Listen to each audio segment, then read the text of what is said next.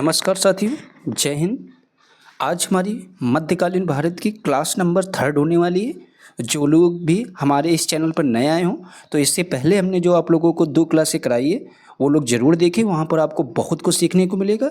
देखिए, ये एक ऐसी बुक है, चाहे आप जिस लेवल भी एग्ज़ाम की तैयारी कर रहे हो, यहाँ से आपका अगर एक बार कोई टॉपिक अगर अच्छे से पढ़ लिया है तो उसके बाद आपका क्वेश्चन गलत नहीं हो सकता है, चाहे आप यूपीएससी लेवल के भी आप अगर क्वेश्चन सॉल्व करेंगे। तो चलिए देखते हैं। आज के क्लास में हम 3rd पार्ट में डिस्कस करने वाले हैं खिलजी वंश के बारे में।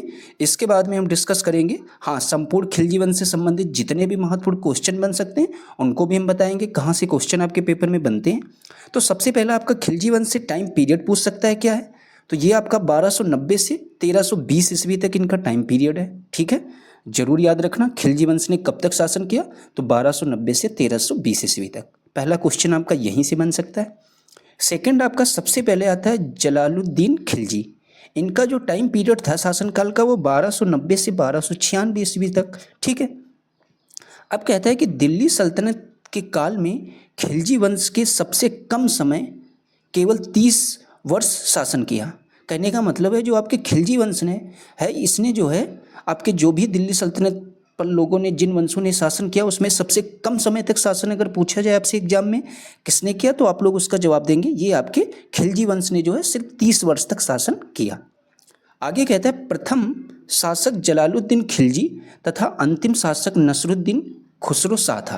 देखिए, आपसे अगर एग्जाम में कोई क्वेश्चन बनेगा आपके पेपर में तो प्रथम शासक से बनेगा और या अंतिम शासक से। ठीक है, इनके नाम आप लोग जरूर लिख लेना। आगे देखते हैं। कहता है कि सल्तनत काल में उच्च पदों पर भारतीयों की नियुक्ति की प्रथा खिलजी काल में ही प्रारंभ हुई। ये यहाँ से महत्वपूर्ण क्वेश्चन बन सकता है।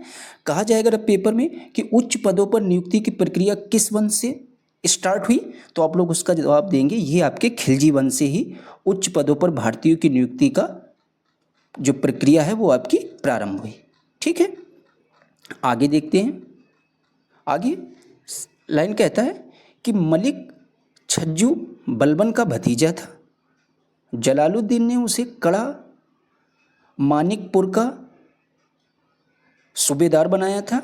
उसने 1290 ईस्वी में विद्रोह किया था, लेकिन जलालुद्दीन ने उसके साथ नम्रता का व्यवहार किया था। देखिए, जहाँ से क्वेश्चन बनेगा वहाँ पर हम आपको जरूर बताएंगे, बाकी आपको सारी चीज़ें सिर्फ सुनते हुए चलना है। आगे कहता है कि जलालुद्दीन के समय 2 बार मंगोल आक्रमण का खतरा उत्पन्न हुआ। ठीक है, कितने बार खतरा उत्पन्न हुआ जलालुद्दीन के समय में? 2 बार। किन लोगों के? मंगोल के आक्रमण का खतरा उत्पन्न हुआ।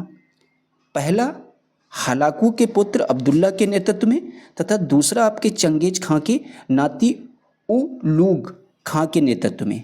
ठीक है, आगे देखते हैं।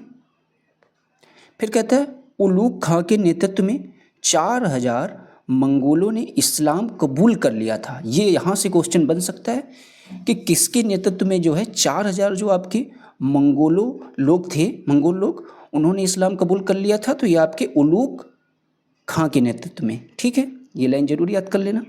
कहता है तथा वे दिल्ली में ही बस गए। इन्हीं मंगोलों को 9 मुसलमान भी कहा गया। अगर आपसे पूछा जाए 9 मुसलमान किसे कहा गया, तो ये जो आपके मंगोल थे जिन्होंने अपना मतलब इस्लाम कबूल कर लिया था, उन लोगों को जो है हम लोग 9 मुसलमान भी कहते हैं। ठीक है, मंगोलों को हम लोग 9 मुसलमान कहते हैं। सिर्फ आपको ये लाइन याद रखनी है। आगे कहता है कालांतर में जलालुद्दीन ने अपनी पुत्री का विवाह उलूग खां से कर दिया। ठीक है, अगर पूछा जाए जलालुद्दीन ने अपनी पुत्री का विवाह किससे किया, तो ये आपके उलूग खां। आगे देखते हैं। कहता है कि दीवाने वकूफ की स्थापना जलालुद्दीन खिलजी ने की। किसने की? अगर आपसे पूछा जाए दीवाने वकूफ की स्थापना, तो ये आपके जलालुद्दीन खिलजी ने की। आगे सबसे महत्वपूर्ण इस वंश का शासक अलाउद्दीन खिलजी। इसका टाइम पीरियड सबसे पहले आप लोग लिखिए 1296 से 1316 ईस्वी तक। फिर कहता है अलाउद्दीन खिलजी का मूल नाम, आपसे एग्जाम में पूछा जा सकता है कि अलाउद्दीन खिलजी का मूल नाम क्या था, तो अली गुर सस्प। अली गुर सस्प इसका मेन नाम था। वह 22 अक्टूबर 1296 ईस्वी को जलालुद्दीन को वध करके सुल्तान बना। अगर आपसे पूछा जाए कैसे सुल्तान बना, तो जो आपके इससे पहले शासक था जलालुद्दीन खिलजी का वध करने के बाद ये आपका अलाउद्दीन खिलजी सुल्तान बना। आगे देखते हैं, कहता है कि अलाउद्दीन ने सिकंदर टू की उपाधि धारण की। यहाँ से most important question, very very important ये लाइन है।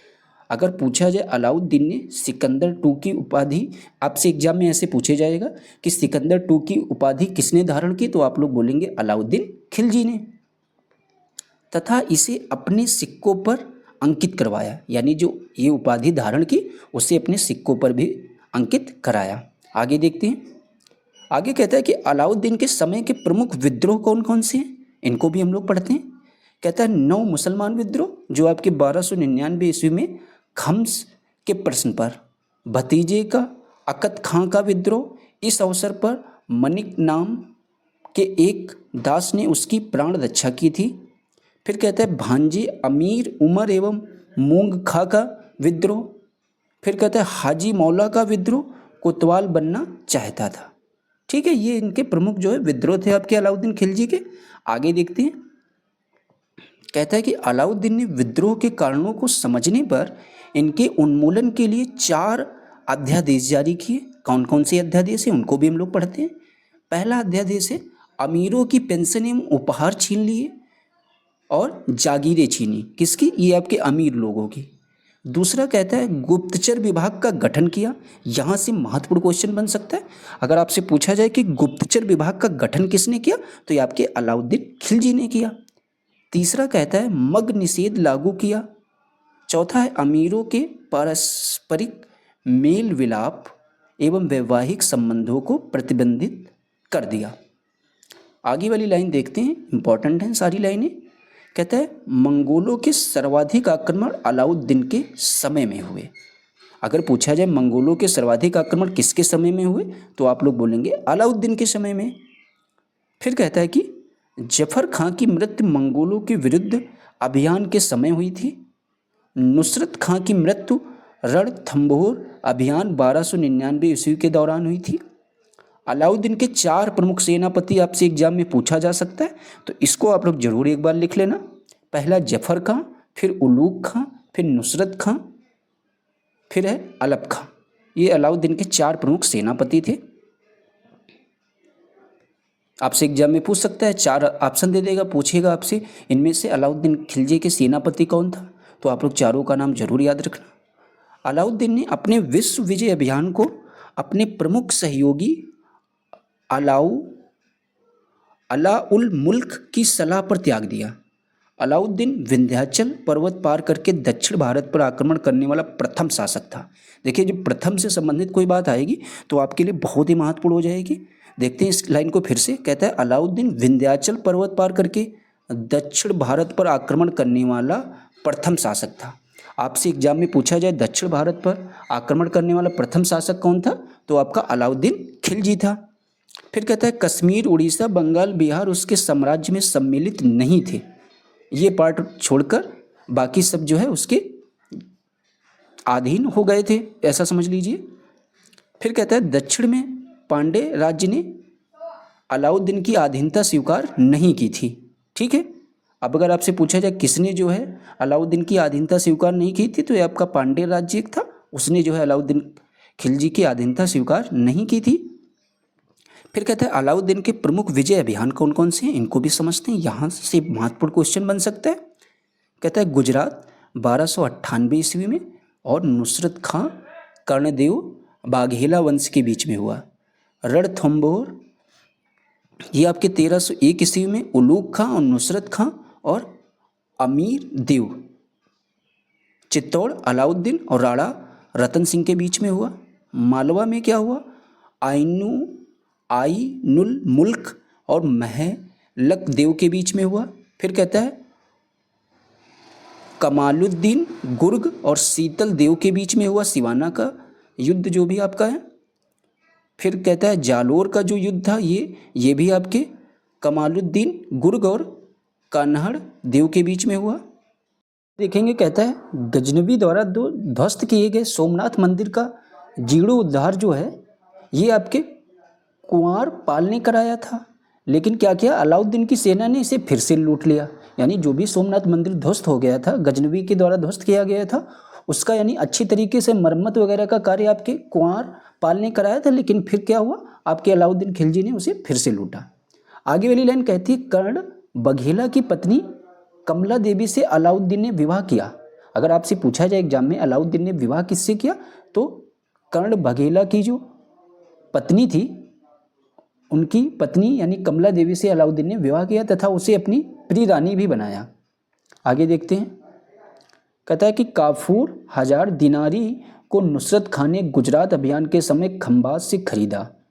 काफूरी को ताज उल मुल्क की उपाधि मिली। ठीक है, देखिए यहाँ से बहुत सारे क्वेश्चन अब बनेंगे, जो भी अब लाइनें डिस्कस करने वाले बहुत ही ध्यान से सुनना।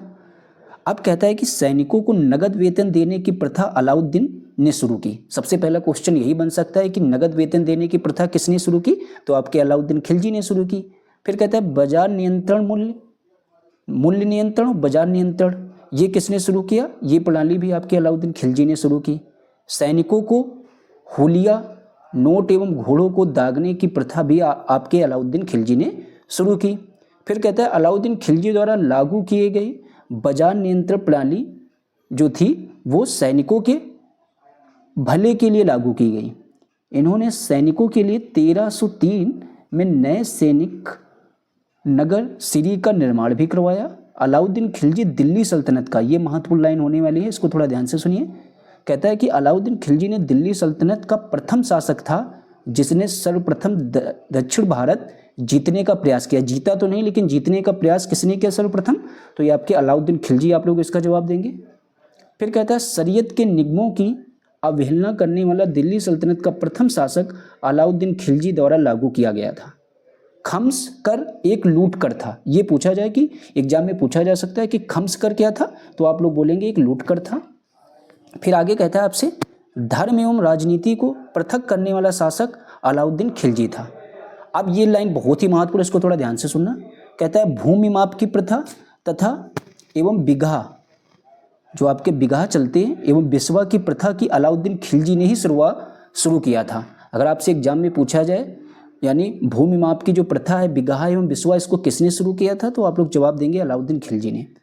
अलाउद्दीन खिलजी ने 1296 ईस्वी के दक्षिण अभियान, रणथंभौर अभियान तथा चित्तौड़ अभियान के समय अमीर खुसरो के साथ गए थे और इन्होंने दिल्ली में अलाई दरवाज़ा बनवाया। क्या बनवाया, दिल्ली में अलाई दरवाज़ा बनवाया। खुसरो ने चित्तौड़ किले के विषय में लिखा है हिंदुओं का स्वर्ग 7वें स्वर्ग से भी ऊंचा है, ऐसा आपके खुसरो ने लिखा है। किसके विषय में, चित्तौड़ किले के विषय में। फिर कहता है गोरा तथा बादल चित्तौड़ की राजदूत सेना में थे। पद्मावत यानी पद्मिनी की कहानी की रचना मलिक मोहम्मद जायसी ने की। ये क्वेश्चन पूछा जा सकता है, पद्मावत की रचना, तो याद रखना मलिक मोहम्मद जायसी। ये क्वेश्चन पूछा गया है तो वेरी वेरी इंपॉर्टेंट है। आगे देखते हैं हम लोग हैं। कहता है कि ये तो सारी लाइनें हो चुकी है, यहाँ भी हो चुका है ये वाला पार्ट 7वें, हाँ यहाँ से देखते हैं। ये आप लोग समझ गए हैं कि मलिक मोहम्मद जायसी ने शेर शाह के काल में की थी। पद्मावत की रचना पूछी जाए किस काल में हुई, तो ये भी याद रखना शेर शाह के काल में हुई थी। अलाउद्दीन ने, कहता है अलाउद्दीन ने देवगिरी के शासक रामचंद्र देव के साथ सम्मान पूर्वक व्यवहार किया तथा उसे राय राहन की उपाधि भी दी। इसके अतिरिक्त उसे स्वर्ण छत्र 1 लाख स्वर्ण टका तथा गुजरात के नौसारी की जागीर प्रदान की। फिर कहता है तेलंगाना के शासक प्रताप रुद्रदेव सेकंड से मलिक काफूर ने कोहिनूर हीरा प्राप्त किया। किससे प्राप्त किया था, जो आपका तेलंगाना का शासक रुद्रदेव सेकंड था उससे मलिक काफूर ने कोहिनूर हीरा प्राप्त किया था। कहता है अलाउद्दीन मालवा का शासक महमूद II, हुमायूं, मीर जुमला, शाहजहां, नादिर शाह और मोहम्मद शाह। फिर कहता है शाह शुजा, रणजीत सिंह, दिलीप सिंह, डलहौजी और अब ब्रिटिश राजमहल में। ठीक है, आगे देखते हैं। कहता है कि अलाउद्दीन की दक्षिण विजय कौन कौन सी थी, तो याद रखना मलिक काफूर के नेतृत्व में यादव वंश देवगिरी 1307 से 1308 ईस्वी में, और किसने, सिंघन देव ने। ठीक है, तो आज हमने अलाउद्दीन खिलजी के बारे में, ये आप समझिए कि हमने आज खिलजी वंश का टॉपिक हमने आप लोगों को कवर करा दिया। अब आप लोगों का काम है कि इससे संबंधित MCQ क्वेश्चन जब आप अपने सॉल्व करेंगे अपनी बुक में जो भी दे रखे गए होंगे, तो आप देखेंगे कि आपका कोई ही ऐसा क्वेश्चन छूटेगा जो ना हो, बाकी आपके सारे क्वेश्चन बन जाएंगे इस क्लास को देखने के बाद। तो उम्मीद करते हैं अगर आपको हमारी ये वीडियो पसंद आई हो तो ज़रूर आप लोग इस वीडियो को ज़्यादा से ज़्यादा लोगों में शेयर ज़रूर कर देना। और इस बुक की PDF आपको हमारे चैनल के डिस्क्रिप्शन में जो टेलीग्राम की लिंक दे रखी गई वहाँ पर आपको इस वीडियो की PDF भी मिल जाएगी, ठीक है। और आप लोग ज़रूर अपने इस चैनल को सब्सक्राइब करके ज़रूर जाना और लाइक भी ज़रूर कर देना। हमारे इस वीडियो को देखने के लिए आप लोगों का बहुत बहुत धन्यवाद। आगे नेक्स्ट क्लास में मिलते हैं आप सभी लोगों से, जब तक कि राधे राधे।